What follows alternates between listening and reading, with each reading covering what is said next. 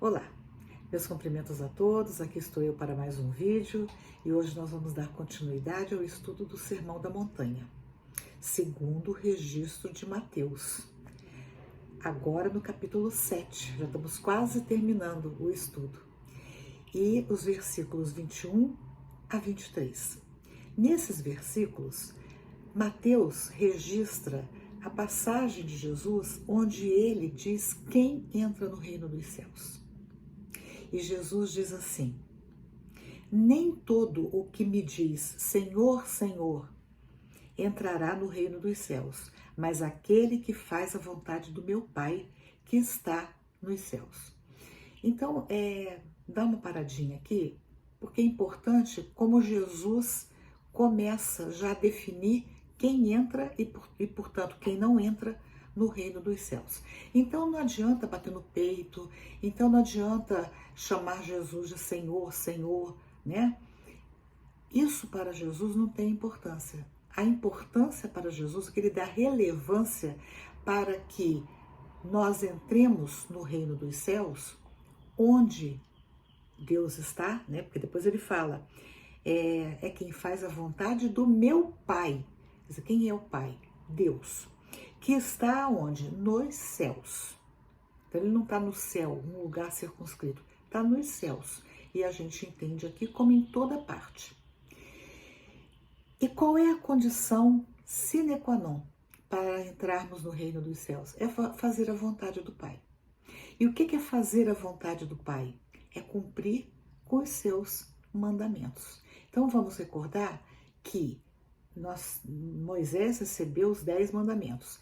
Depois Jesus vai reforçar que o principal, onde está contido toda a lei e os profetas, é o mandamento que fala de amar a Deus sobre todas as coisas, porque Ele é o nosso Pai Criador. Então, o nosso amor a Deus deve superar todas as coisas, porque nós só existimos porque Deus nos criou. Então, amar a Deus sobre todas as coisas e ao próximo como a si mesmo. Por que esse mandamento de amar a Deus sobre todas as coisas e ao próximo como a si mesmo é tão importante? Porque quando eu amo o meu próximo como a mim mesmo, eu não vou fazer ao meu próximo nada que eu não gostaria que meu próximo me fizesse. Então, os demais mandamentos estão incluídos nesse primeiro. Então, se eu amo o meu próximo, né, tenho pelo meu próximo um sentimento de que ele é meu irmão em Deus, né, porque Deus me criou todos os demais seres.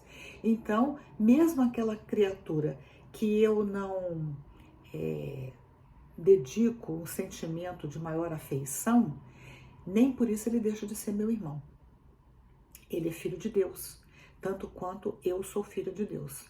É natural que a gente se sinta melhor perto daquelas pessoas que a gente já desenvolveu um vínculo de amor, de amizade, mas isso não quer dizer que a gente vá tratar mal as pessoas que a gente, porventura, não goste. E isso é muito comum, né? As pessoas, eu não gosto de fulana, eu não posso tratar bem porque eu não vou ser falsa.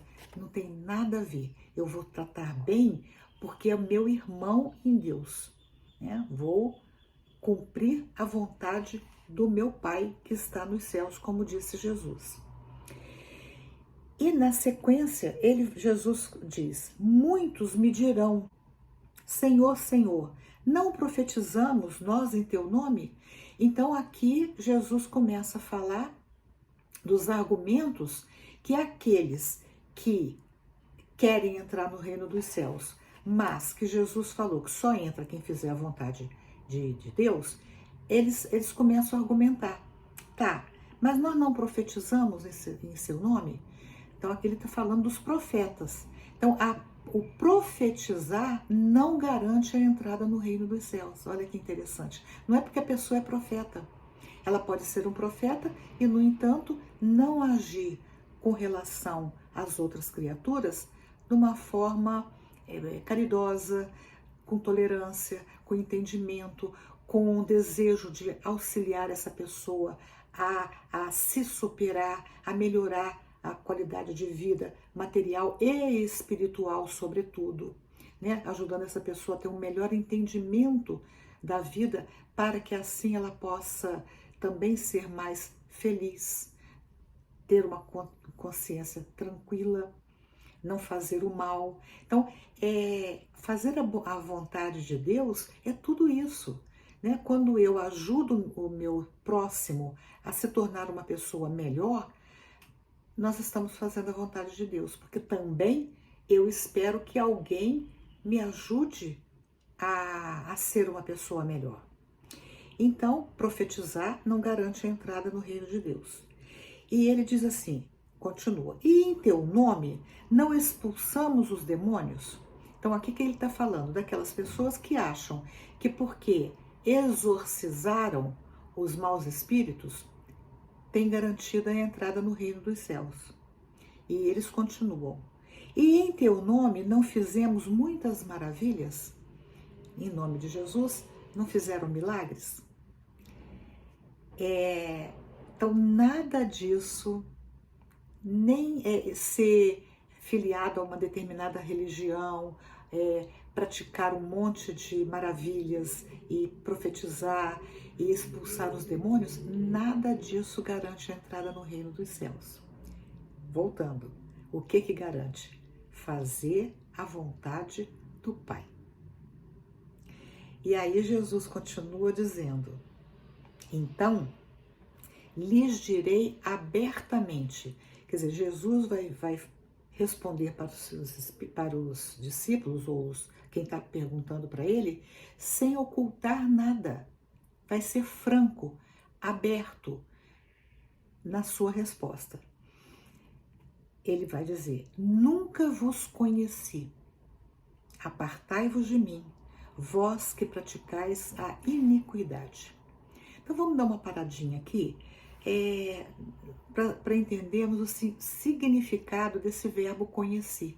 Quer dizer, ter uma relação íntima, de fidelidade, de uma relação de confiança com os seus seguidores. E ele diz assim, nunca os conheci.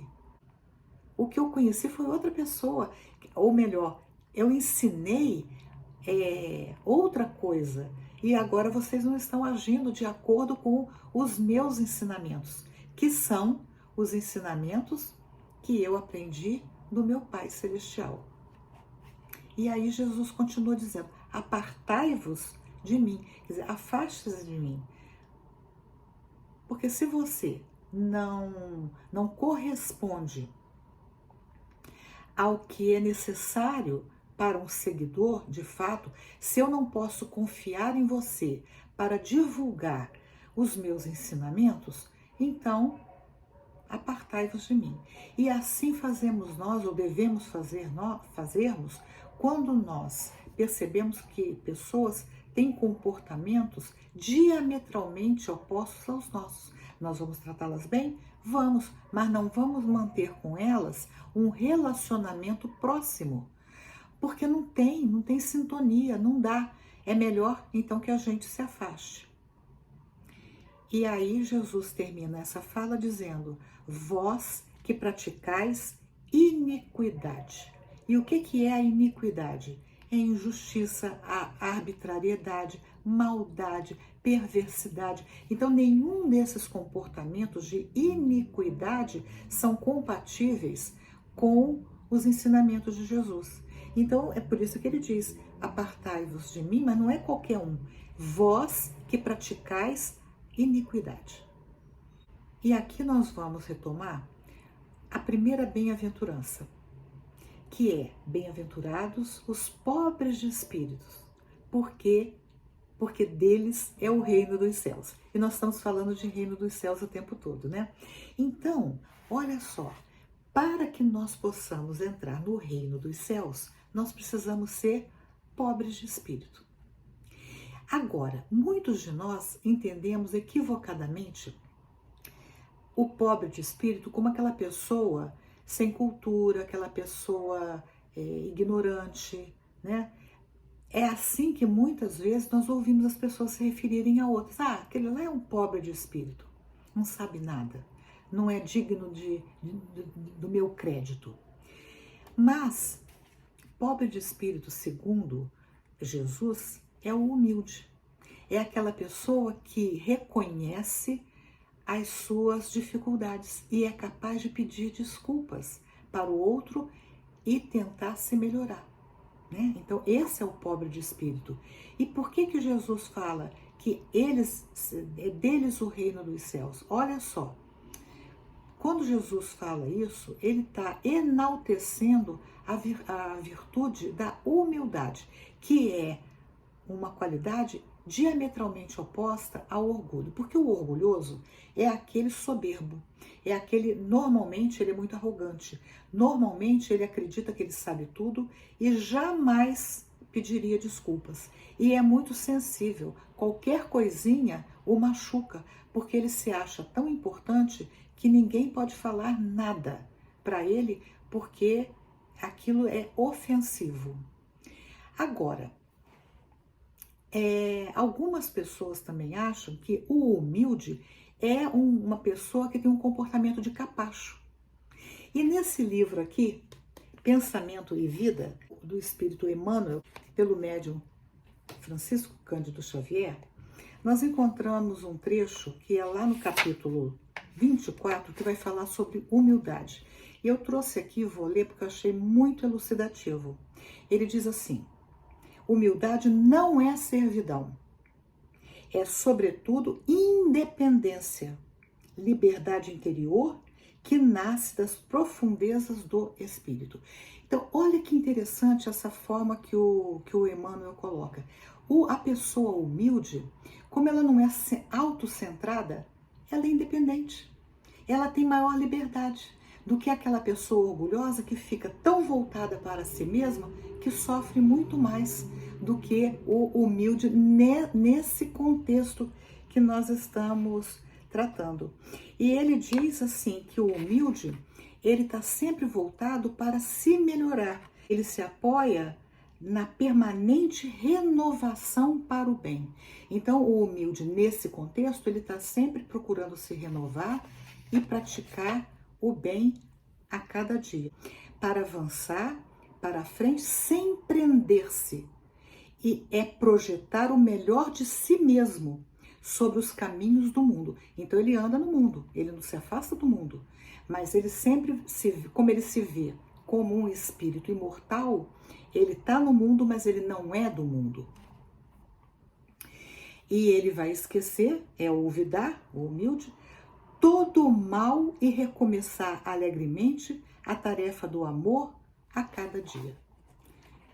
Essa é a definição que o Emmanuel dá sobre a humildade.